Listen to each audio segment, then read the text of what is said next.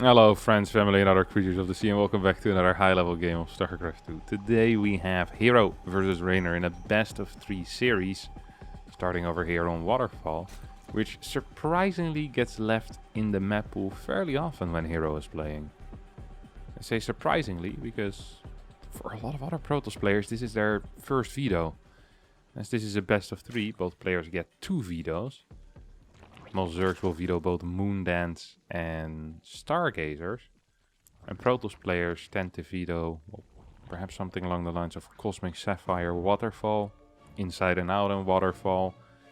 Kind of want to keep Data C majority of the time as a Protoss. Tropical Sacrifice, another map that could get vetoed, of course. But Waterfall is a really weird one to keep in. It's a fairly tricky map to do anything proper on. There are some paths here, of course, for run-bys towards that forward base that you have. You can wall off big portions. Feels difficult to attack on this map as well often, because it's so wide open. Run-bys are easy to set up. Yeah, I do not enjoy playing against Zerg on this map. herO probably has something special prepared though, as we see a pylon in a little bit of a weird position here, honestly. He also has a interesting start of a wall here. I'm not even sure if a Stalker can quite block that hole. I want to say that it probably can't. You have an Adept. Ooh, it's actually going to be a Stargate. I hadn't expected that. I really believe this to be some type of robo-opener. I've seen herO play a lot of robo-openers in the past. And very often he does get that pylon in the far back if he does open up with the robotics facility. Now this could be something along the lines of a double Oracle save up rather than going with that initial Oracle. And that could have some potentially dangerous consequences here for Reynor. We'll have to wait and see. First unit is going to be an Adept. Second unit will be a Stalker. That means there's not going to be any heavy pressure here on Reynor. Instead, there will just be a little bit of scouting going on with this Adept, right? You can have different types of Adepts. Adepts are kind of like cereal. You have many different boxes. They might look the same and they might fall under the same category, but they can be used fairly different. You know, you got your honey loops or something like that. That's not your healthy option, you know. You got your boring ones. What are they called? Like the whole wheat cereal. People who eat that have something wrong with them as well. Actually been hit in the head one too many times as a kid. And this Adept was just a scouting Adept. It's the same. It's the same as with cereal. Used many different types. You got the double Adept Sacrifice. You got the single Adept that doesn't even get Chrono Boost and just stays at home. You know, the stay at home Adept. And then you also have, you just have a regular scouting Adept. Maybe you want to take out a creep tumor. Maybe you want to shade in to try and get an initial drone. Like these are all different types. And herO played this kind of careful, not wanting to lose that initial Adept. That was somewhat important. Because he only went 2 units into Nexus. Is herO actually hiding this? I'm not sure if he's hiding this. I'm not sure if Reynor has spotted yet that there are oracles here. So it was actually a double oracle save up, but I'm not sure if they've been hidden. It's going to be quick +1 here coming out of our Italian Zerg player as well.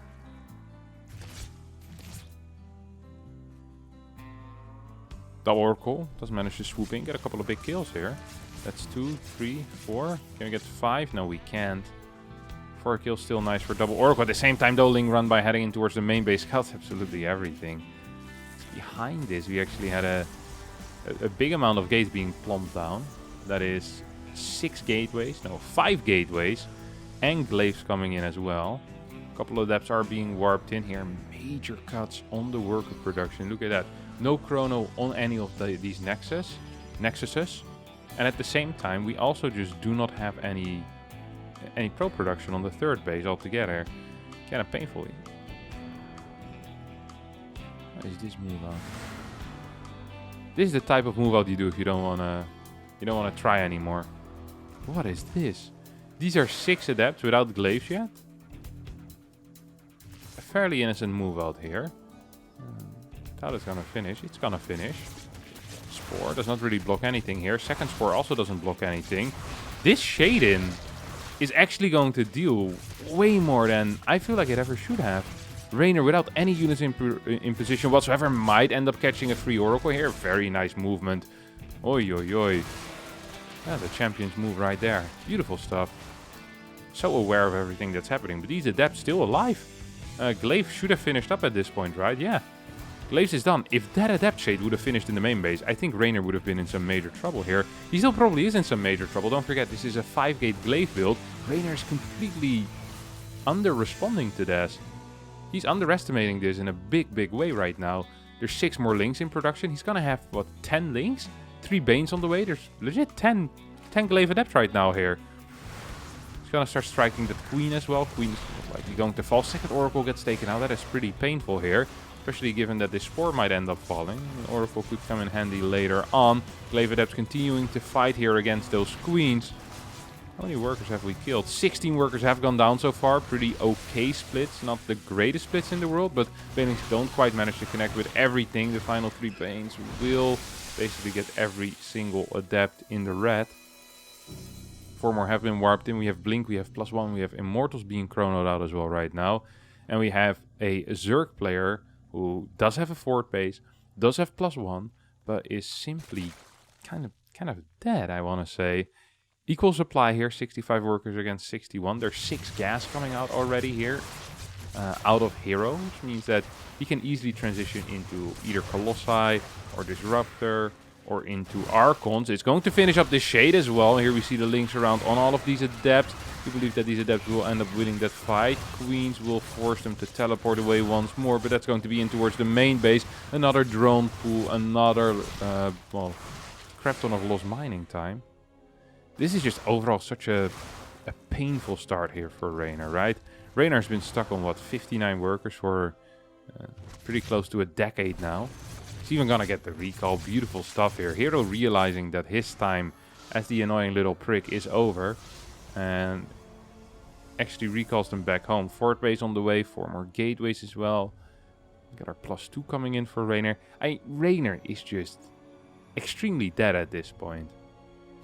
And I'm not trying to be funny, but he really has lost this game in a huge, huge way. Like, don't finish that. Thank you. Like, it doesn't look so bad right now when it comes to the supplies, but don't forget there's a lot of infrastructure being produced. I think we're up to 8 gateways. We already have 2 Immortals, getting 2 Colossus at the time. There's not even a Roach Warren yet. Fighting Colossus with pure Ling most of the time is not going to work. I don't think there's centrifugal hooks. Nope, there's not. This push could potentially just win the game. A push with 2 Immortals, 2 Colossus, +1 upgrades here on this army. Just clear a little bit of creep and it might just be okay. Adepts moving over towards the 4th base here will help defend against any Ling run-bys, if Ling run-bys ever do end up happening here. Doesn't quite seem to be the case. Spine gets constructed already. I think Reynor right now is just in pure survival mode, saying, hey, the only way that I can win here is if I just uber camp. And when you're uber camping, I think getting a couple of Ravagers is definitely a good plan. You can get them preemptively. They don't cost larva, of course, as long as you have cash in the bank and it doesn't delay your drone production. That's going to be all okay, economically speaking. 5th base on the way. We still have this potential Ling Bane run by here. Centrifugal hooks coming out as well. The one play that Reynor perhaps could make, and I think this is kind of what he's aiming for, is by having this kind of Ling Bane army over here on the right side. And in the moment herO decides to move out, you push out a massive counter attack.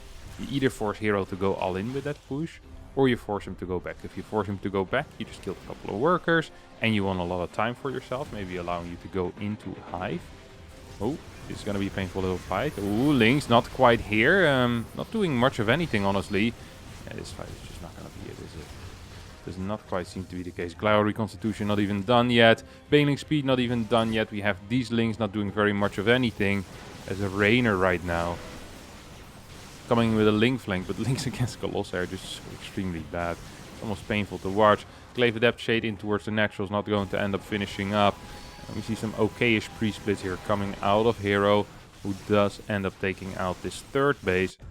Drones will get to evacuate for free, but it's one hell of an evacuation path. Alright guys, from this fire we start walking to the next fire. I mean, I just don't really see this work as a defense here for Reynor. Down 30 supply, upgrades are good, Baneling's going to connect at least somewhat. There's just so much money in the bank for herO, who's on 8 gas right now. Gets another 9 Stalker Warp in, +2 is done for herO as well. And I mean, with pre-split, even without pre-split, this is blink forward. Yeah, there we go. This is blink forward material, basically. GG gets called as a Reynor loses game 1 and herO takes the lead with a 1-0 score. That brings us to our second game here. As you see herO move out with a quick probe scout. Wanted to block his opponent's natural and is most likely going to succeed here. That's one of the easier things in life, is managing to block your opponent's hatchery. That's a decision, not a gamble. Majority of the time, at least. Sometimes you send the probe a bit too late. Can get quite embarrassing. Probe gets the block off, and I will spot immediately if there actually is going to be a third hatchery or not. It does seem to be the case, or sorry, third hatchery, natural hatchery on the third base location. Maybe a little bit of a fake there out of herO, just popping in back and forth, maybe wanting to force a drone out of the main base.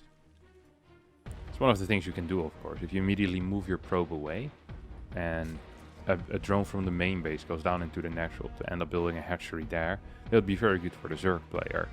And herO kind of wants to bait that, so he moves his probe away, spotted by the Overlord, or spotted by the drone perhaps, and as a result wants to bait it, and then immediately goes back with that probe. That could lose the Zerg a little bit of mining time. I'm not quite sure how worth it is. It might just be better to immediately start your mineral harass, especially if your mineral harass is as good as herO's is. Because herO is known to have some of the greatest mineral harass in the world. It's just very powerful when it comes to that, just constantly switching between these different patches and being very good at right clicking at rapid speeds as well, which is an important skill to have if you're a professional StarCraft 2 player. Of course, there's a gateway coming down. Standard opener out of both players. I mean, openers for this matchup have been set in stone pretty much. Very little diversity in the first 2.5 to 3 minutes in Protoss versus Zerg. We'll see some real diversity usually after the early game. We get to see whether there's going to be a Stargate opener, whether we're working with a fast robo. There's just a lot of options that Protoss has at its disposal. And similar to Zerg actually, Zerg can open up with a lot of different things. You can get those plus quick 1 lings out. You can get a quick roach warren as well. Perhaps could even go for some type of link flood heading towards the third base. We've seen link drone pools over in the natural as well. So there's a couple of options here for the Zerg. And most of the time the pace of the game does get decided by the Protoss player and deciding what he wants to do. If the Protoss doesn't want to move out, there's not really much that the Zerg can do counter-attack wise, or can really attack into a position like that either. Have to wait and see what the first unit here is going to be. Seems to me like it will be an Oracle. And it also seems to me like Reynor is going to be quite ready for that. Spotted the fact that the warp gate was delayed, of course. It's one of the big tells. So most Zergs, they figure stuff out that way, right? There's a couple of tells here for this Overlord, knowing that it's not going to be a glaive opener, for example. This gateway is extremely late. The warp gate was way too late. Another possibility, a good scout, could be perhaps checking whether there's going to be a third gateway unit as well, right? That could be a pretty big tell. Faster third base is practically impossible with the glaive builds. It is possible with something like a 2-gate DT opener, for example. But you have like your 2 to 3 tells that Zerg players use to figure out what the opener of the toss is before the units get shown. I mean, the moment you see an Oracle, you know what it can and what it can't be. But before that moment, the initial responses are also important. Evo Chamber gets thrown down here at the 4-minute mark after we get our first 7 queens out. And this is one of the things that Reynor really likes to do. It's getting just 1 queen more than most other Zerg players. So a lot of Zerg players love building 6 queen stuff. Reynor instead here says, hey, I prefer having 1 extra queen. And does end up going up to 7. Leaves him with either a 3-2-2 split or a 3-3-1 split when it comes to the queens, making this type of defensive micro rather easy. Queen starts kind of moving towards the other side right now, and this is the type of movement you fairly often see, right? You kind of want to deflect any real damage, So you're just looking at the rotations of the oracles, and look at this queen movement. These queens immediately move over towards the main base. You have these queens over at the third, and there's nowhere really where these oracles can deal any damage whatsoever. Now things can get more tricky once a third oracle gets brought in, or when a dead shade in. One oracle's gonna get taken out there. It felt like herO wanted to kind of go in between these queens and try and take out a drone here or there in the natural, but that's not quite going to end up happening. We have a lot of lings being produced right now. At the same time, what is this? Okay, so another glaive build here. Does get spotted, or at least the zealots. It's not a glaive build, it's another twilight build, excuse me. Last time it was glaive. Oh my god, you can be serious. Lings get in, but it doesn't really matter because Reynor already realized what was happening. Before he scouted anything in the main, he already started roach production. His +1 is halfway done, a little over halfway done. There's a bunch of queens. Having 7 queens in this type of scenario is of course super useful, because it allows you to tank a little bit more. Let's see what type of position he's going to end up taking. Queens come in here immediately with a lot of tanking power. Oracle gets sniped down, Lings dealing a decent amount of damage, as zealots are being taken out at a rapid pace, and not a single queen has fallen yet. First 2 queens will end up going down right now. Third queen actually also does end up dying, and the roach count isn't high enough quite yet. Hero supply isn't that high either though, and without those 2 oracles here to assist with this push, this actually doesn't look that great here for the Korean Protoss player. And drones round coming in on that Stalker. Roaches popping out. 57 workers here for Reynor, who holds with +1. Might even end up taking out that Prism. Yep, there we go. GG gets called as herO knows he has no chance. 36 workers against 57. Down an upgrade. And Reynor completely safe. Score all tied up. 1-1. Game number 3 will be played over here on Inside Out, as herO decided to go for another quick probe scout. And managed to block his opponent's natural. Inside and Out is a cool little map. What does that mean for the vetoes? It means that the vetoes were Cosmic, Sapphire and Data C, actually. Oh wow. I didn't quite even consider that. That's a very odd veto for a Protoss player. It's actually honestly a very wall-like map for TOS. Really weird to see herO prefer Inside and Out as well as Waterfall over Data C. Even Tropical Sacrifice for that matter, not a huge fan of that either. A little bit of damage there on one of these drones as herO tried to do his best to get something done there. Doesn't quite end up happening, so I'm gonna start hiding this probe right now. I think Reynor will have figured it out. And you don't see a probe leave, it's like, wait, where did this bad boy go? Reynor will probably punish herO for that. Or at least try to punish herO for that. Things are going to start moving out and find the probe here immediately. 230 is a little bit early to show that probe. You don't need to show it until like 236, 237 to block that 30 hatch. As you can see, 300 minerals are out right now. Gets 1 pylon blocked down. 2 lings make their way across the map. Reynor's going to be in a little bit of trouble here if this pylon ends up finishing with only 2 lings here. Another pylon could definitely be in the works. No, herO's not quite going to be capable of doing that. This adept is forced to stay back home as well, as herO has a pretty classic herO wall over here with 2 accidental holes in it. Can just easily plug this, of course, by building another pylon on the left side. It really isn't the end of the world. It just looks a little bit funny. Hatchery going down over here on the natural base. That means that we will have a... What actually does that mean?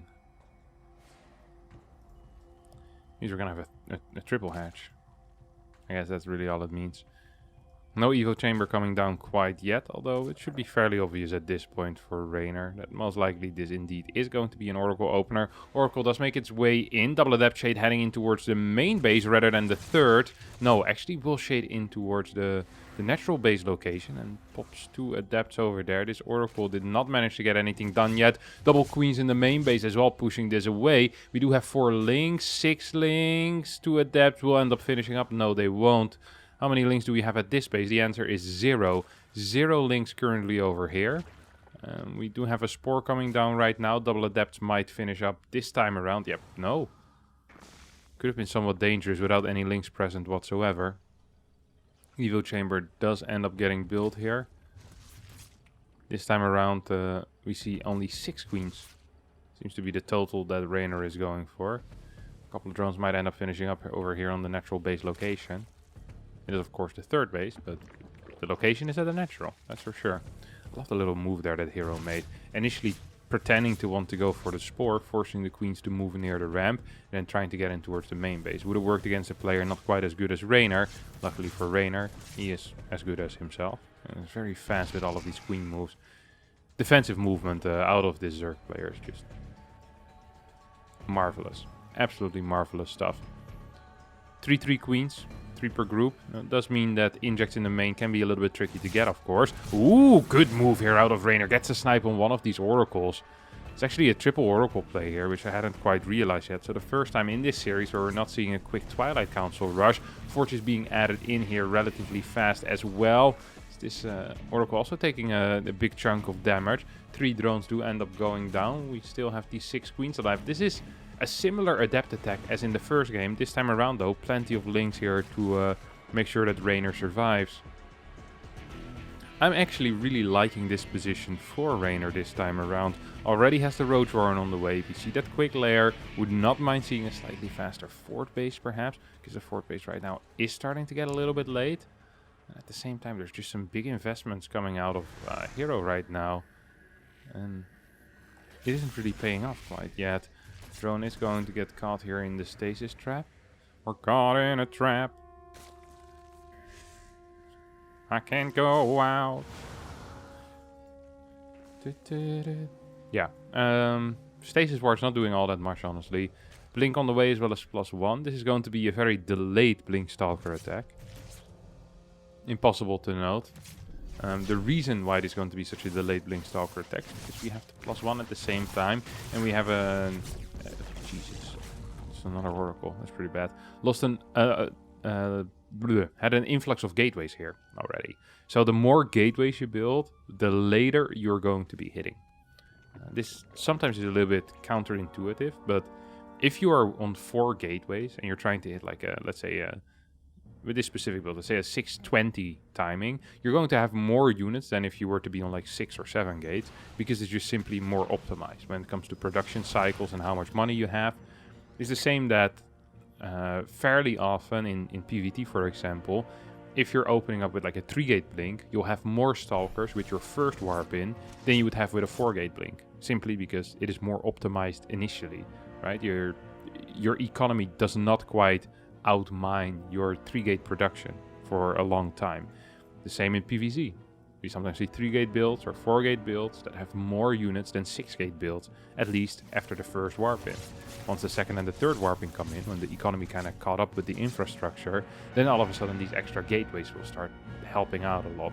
That's what we're going to be seeing here. So we have 12 stalkers right now, and 6 units can be warped in each single time. You even have 3 more gates on the way, as well as continued oracle production here, which is kind of wild. And this seems to be the response here out of herO, saying, hey, I know you're playing Ravager Ling Bane, and I want to fight that by actually getting a lot of oracles out. What these oracles do is they provide a lot of safety, they provide a lot of map control, some vision as well, for when Reynor decides to move out. Moving out against high oracle counts is almost impossible, because you're just giving away units for free. You can't really have any Ravagers whatsoever, they just get targeted down. Ravagers are an expensive unit, of course, don't forget about that. That's, by the way, stuck here on that 4th base. Could potentially deal with some type of run-by. It's a large Stalker count as well. Single Forge, so it's not going to be this highly upgraded Gateway army. It's going to be well upgraded Stalkers when it comes to the attack upgrades, but that's about it. We have a 5th Oracle on the way right now. Not so sure if that's going to be enough here for starters. Hydra then being constructed as well. We have a 2nd Evo coming in. Hatchery number 5 as well.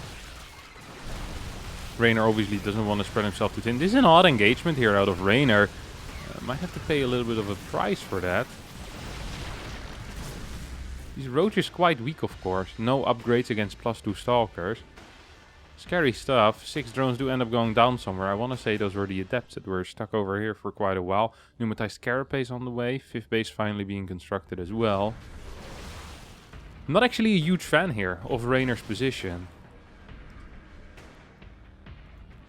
Not actually a huge fan.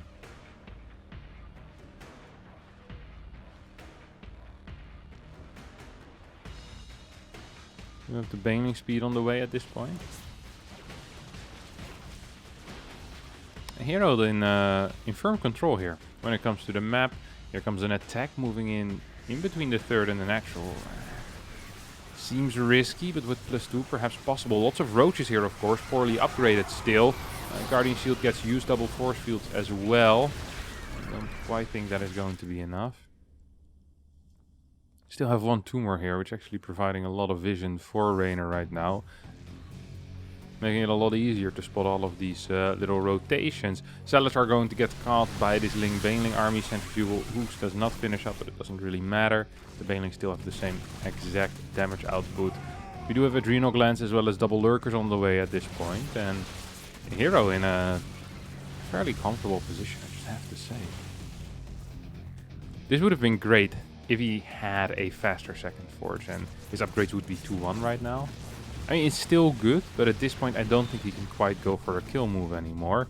Probably wants to start getting a couple of extra gases going, just in case. Banelings will connect with a lot of these zealots. Good connection here for Reynor, bad connection for herO. But there definitely was a connection.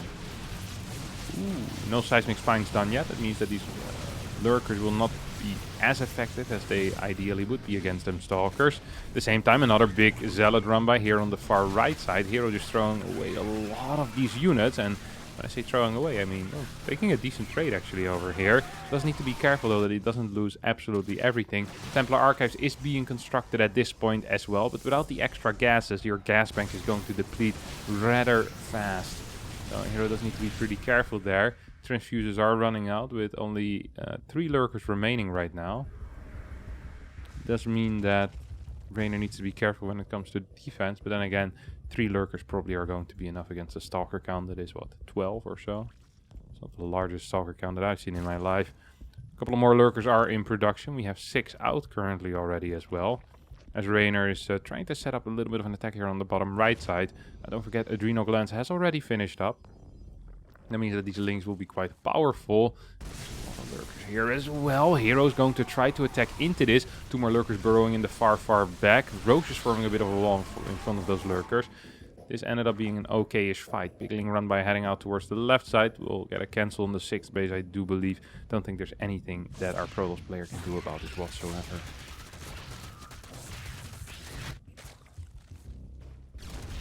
Yeah, it's going to get taken out pretty quickly here. The Oracles try to get back home. Could leave one Ling here for spotting. Reynor's not going to end up doing that. So Reynor decides to take his own 6th base at this point. He's adding more Hydras. We see the augmented muscles. Muscular augments. There we go. Already... No grooved spines yet, actually. And the Hydra count isn't that large, so it's not that big of a deal. Reynor starting to move into a position right now where he can get us around on a lot of these stalkers. At the same time, these zealots could be going pretty darn ham. Over at this base, Spores will tank a little bit of the damage. Queens take over the task of tanking as new lings are now moving back home. Lurkers also returning back in position as on the right side, the 5th base gets taken out.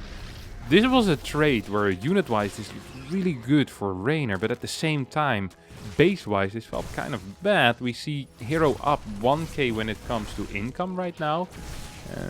About even in the gas income. 1k up in the mineral income. Salad run by heads over towards the far left side. Salads will take it out. 4 base against 5, potentially 6. Robo is being constructed. I wouldn't mind seeing 3-4 Robos go down at this point and just really focusing on that type of just heavy immortal production. Reynor is going to catch a lot of these Archons right now though, with the Hydras in the back. Still not very well upgraded, but this is a powerful lurker army which, even without upgrades, I don't really think herO has much of an answer for. Yeah, herO is on 3-1-1, but if the unit is invisible, deals this much splash damage, unless you get a great surround on this type of lurker position, life is just going to be really freaking difficult. Right now we see Reynor trying to return back home. He does have plenty of lurkers here, right? I don't think these zealots might be capable of taking it out, but at what cost? At the cost of every single zealot, it seems like. The same with all the zealots in the main base will end up falling right now. We do have 2 more robotics facilities on the way, as well as a robo bay. It means that a switch into disruptors is definitely a possibility, but there's already a hive, so you're switching disruptors straight into vipers, which usually isn't the correct play. Maybe you'll get, what, 1 round of purification novas off before the vipers show up. That definitely isn't going to be enough. We have a lurker run by here moving on towards the left side. At the same time, an attack through the middle coming out of Reynor as well. 140 supply for herO against 199 of Reynor. Practically maxed. Adaptive Talents has finished up. Spire is on the way right now. Reynor, of course, afraid of any potential carrier transitions, as he should be, because there's been a lot of money in the bank for herO for a long time. However, that money is being spent on disruptors, not on carriers, and that is something that Reynor will be quite happy with. Because let's face it, without carapace upgrades, without spires done, life against carriers would have been extremely difficult. Now, herO is trying to opt for a bit of a base trade here, sending the zealots across the map, sending more zealots in towards the 4th base as well. 5th base most likely will end up falling, so that is something at least, but at the same time our Protoss player is just struggling to keep his own bases alive, is struggling to produce anything in the near future, as, well, if this pylon falls, that's 4 gateways unpowered. If this pylon falls, that's another 3 gateways unpowered. Everything in the natural has been taken out as well. Disruptor's now starting to move in position, trying to clear his own main base.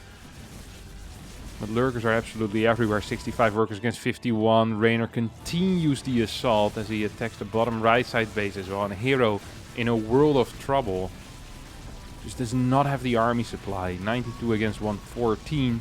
Actually, army supply maybe not even that bad. Disruptor count also pretty healthy, actually. Maybe the issue is more the eco at this point, and the fact that Reynor can basically delay a fight for as long as possible by just attempting base trades. 74 workers have gone down here in the last minute and a half in this, I want to say, semi-base trade. At the same time, Reynor didn't really lose that many, did he? Lost 40 workers total. That's not that many. Sure, a couple of them were in the past minute and a half, but there's a difference between, was it 76 and 40. Pretty sizable difference. A lot of those worker kills also were from oracles initially, or from the adept harass, or a little bit of zealot harass. Double ling run by is heading in. Is Reynor gonna micro this? No, he won't. He doesn't really feel the need to, apparently. This shield battery will end up healing everything over there in that base. That base might just end up staying alive. Disruptor count is pretty good. Here we go. Couple of Viper abducts. We'll take a lot of these disruptors in. Saying hello, buddy. Welcome. You want to see these lurkers from a little bit more up close? That is possible. I just have to pay with your life. And here says, that sounds like a brilliant plan. Let's do that. We'll end up pushing through this choke. That's obviously not going to end up working here. There's plenty of lurkers still available. Disruptors are not quite off cooldown. Do we have Vipers with some energy? Yeah, we do. So the moment these disruptors start shooting, yeah, just pull them in immediately. And there's actually no real anti-air anymore, which is somewhat interesting. And Reynor, is he in trouble? No, he's not really in trouble. Lurkers will stay alive. GG gets called. Reynor wins game number 3 and thus wins the series. Now, if you did enjoy the series, don't forget to hit the like button, subscribe to the channel, and hopefully I'll see all of you next time for a new video. Thank you so much for watching, and bye-bye.